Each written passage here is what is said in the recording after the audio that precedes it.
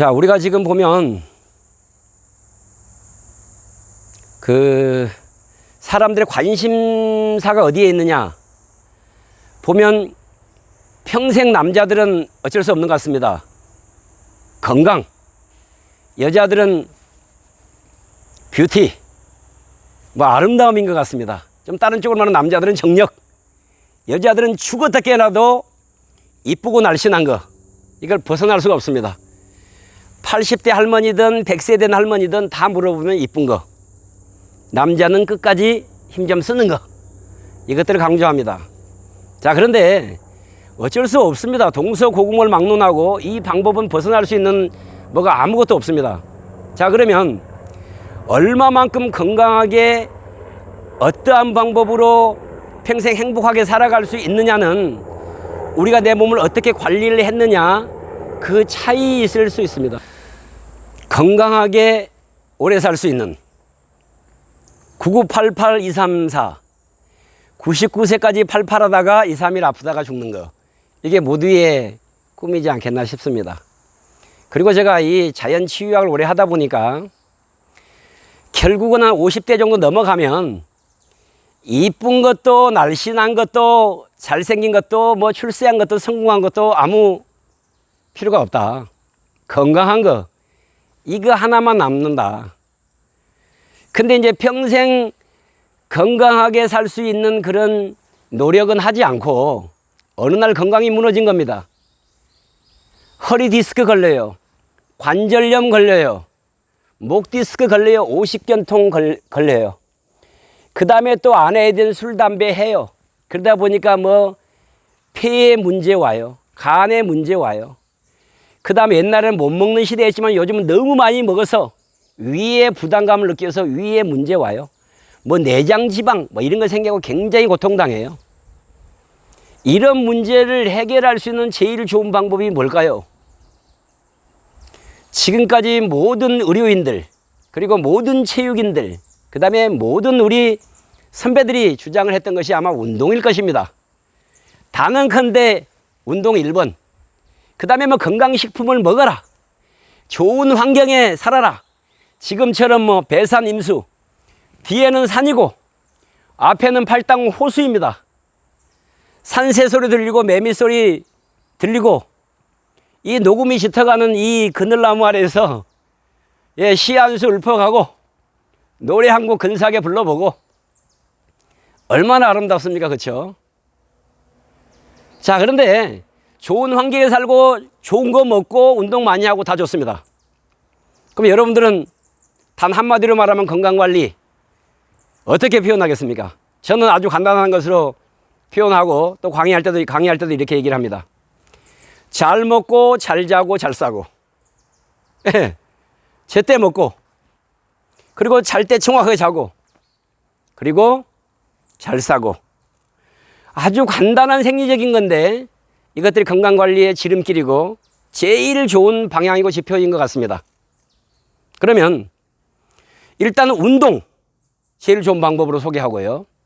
그 다음에 호흡, 이거는 어떤 누구든지 이거 앞에 반론을 제기할 사람이 아무도 없습니다. 개인적인 거지만 우리 아내, 우리 집에 함께 사는 사람은 한국 무용을 했습니다. 어느 날 자기 선생님이 이렇게 가르쳐 주더래요. 호흡을 이 머리 위로 던지래요. 어떤 액션을 이렇게 할 때, 이쁘게 할 때 일로 호흡이 나가게 하라는 겁니다. 말도 안 되는 소리 같은데 그게 가능한 거고 실제로 할 수 있는 동작인 것입니다. 백회로 호흡을 하고, 어렸을 때는 이 숨골이라는 데로 호흡을 했죠. 우리 애들은 돌 되기 전에 다 일로 호흡을 하더라고요. 그리고 어느 순간 되면 이게 다치죠. 다 뼈가 돼버립니다. 자, 이제 호흡을 무용하는 사람도 쓰고요. 그 다음에 육상하는 사람도, 이 사람들은 굉장히 많이 쓰죠. 마라톤 선수는 칙칙폭폭 들어마시고 들어마시고 내쉬고 내쉬고, 혹은 들어마시고 들어마시고 들어마시고 내쉬고 내쉬고 내쉬고 이렇게 하는 거죠. 그리고 노래하는 사람도 마찬가지죠. 호흡을 깊이 해서 코와 입으로 동시에 들어마셔서 또 깊은 소리를 내죠. 이렇게 합니다.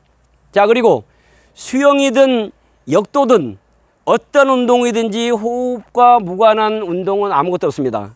특히 이제 100m 달리기 같은 경우에는 무산소 운동이라 그래서 호흡을 한 번도 안 하고 뛰는 사람도 있죠. 그리고 웬만만큼은 뭐 두세 번, 서너 번 하고 100m를 끝까지 주파하는 그런 호흡을 하죠. 그럼 호흡이 굉장히 중요합니다. 그래서 호흡. 그리고 이제 태권도를 수련하는데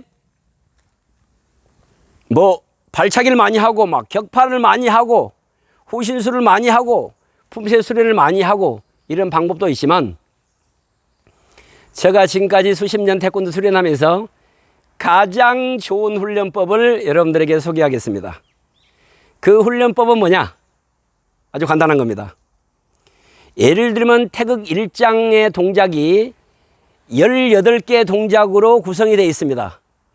그럼 18개 동작을 계속해서 반복을 해서 100번을 수련하는 것이 아니고 처음 나와 있는 동작을 수련할 때 이 동작을 100번, 그 다음 동작을 100번 이렇게 한 동작을 반복 수련하는 겁니다.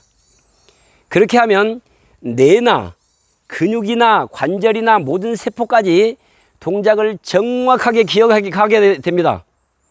그래서 반복 숙달을 하는데 태극 1장을 100번 연습을 하는 게 아니고 이 특정한 동작을 수천 번씩 수만 번씩 반복을 해서 그것이 완전히 이게 자동화될 수 있을 정도로 그렇게 훈련하는 겁니다.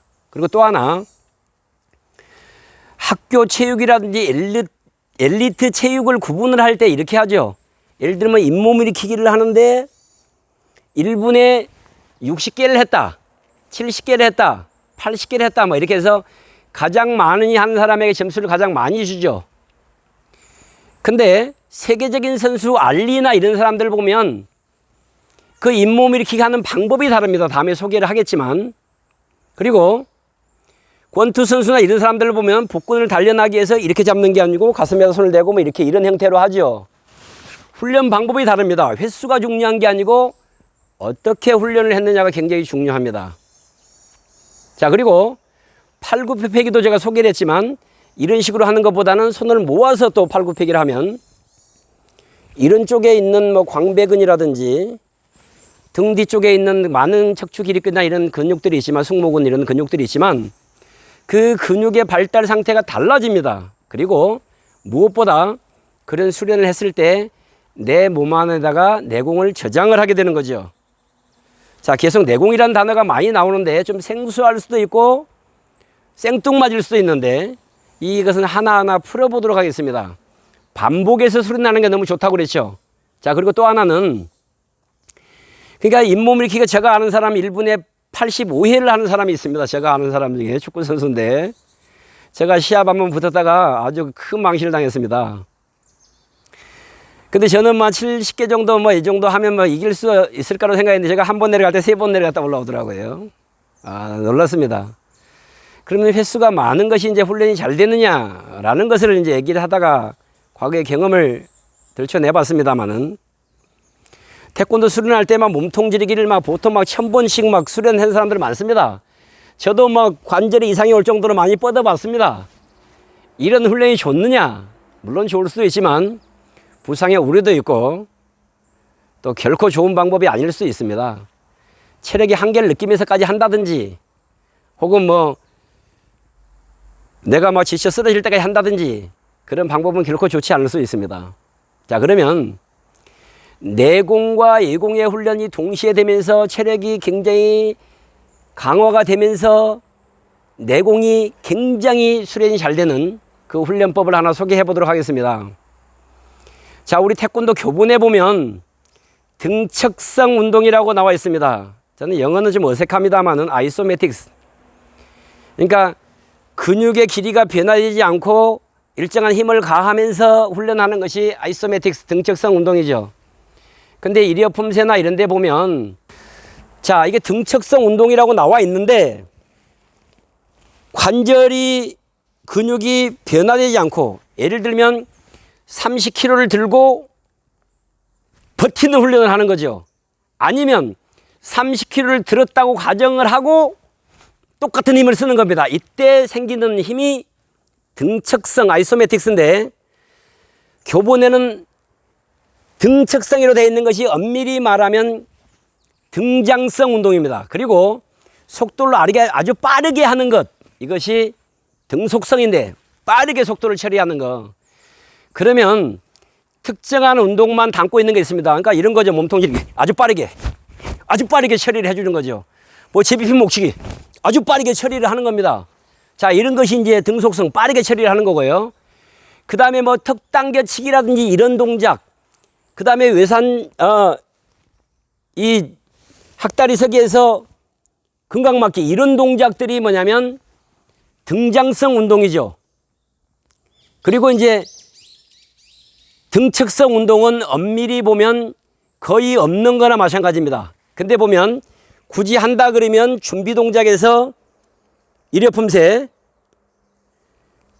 그 다음에 고래품새에서 끝날 때 어떤 힘을 그렇게 가해주고 있으면 그것이 가능하다고 생각이 되어집니다. 자, 그러면 제일 좋은 방법을 소개를 하는데 보세요. 동작을 할 때 출발할 때 2초 내지 3초 혹은 3초 내지 4초, 4초 내지 5초 내가 버틸 수 있는 만큼 힘을 호흡을 들이마신 상태에서 강하게 주고 움직이지 않습니다. 이때 걸리는 힘이 등측성이죠. 그 다음에 슬로우로 쭉 같은 힘을 똑같이 써주는 겁니다. 이때가 등장성. 그 다음에 마지막에 거리라든지 이런 것은 어디서부터 한다 그걸 정할 수는 없겠지만 마지막 부위에 가서 속도를 빠르게 속성으로 바꿔주는 겁니다. 등속성으로. 이 훈련법이 나를 단련하고 속에 어떤 코어존이나 이런 데다가 내공을 쌓는 제일 좋은 방법 중에 하나로 생각이 되어집니다. 이 훈련을 많이 하시기 바랍니다. 동작은 쉬운 동작을 해도 되고 좀 고난이도 동작을 해도 됩니다. 예를 들면 뭐 이런 거죠. 뭐 제비품 목치 상태에서 손목을 잡혔다 생각을 하고 천천히 틀어내면서 마지막에 가서 팍 회전을 시킨다든지 어떤 액션이든지 간에 등측성, 등장성, 등속성을 한꺼번에 묶어서 훈련하는 것이 좋습니다. 그리고 따로따로 띄어서 훈련하는 것도 무방합니다. 이런 식으로 해서 동작을 다양하게 많이 욕심으로 막 하는 것이 아니고 한 동작을 완전히 내 것으로 완전히 소화시켜서 만드는 이 방법이 제일 좋은 방법입니다. 다시금 정리를 하자면 반복해서 훈련해라. 그리고 멈추는 것과 슬로우 모션으로 움직이는 것과 빠르게 움직이는 것을 세트로 묶어서 훈련을 해라. 이렇게 하면은 내공을 만드는데 왔답니다. 대한민국 건강보증수표 장길표였습니다.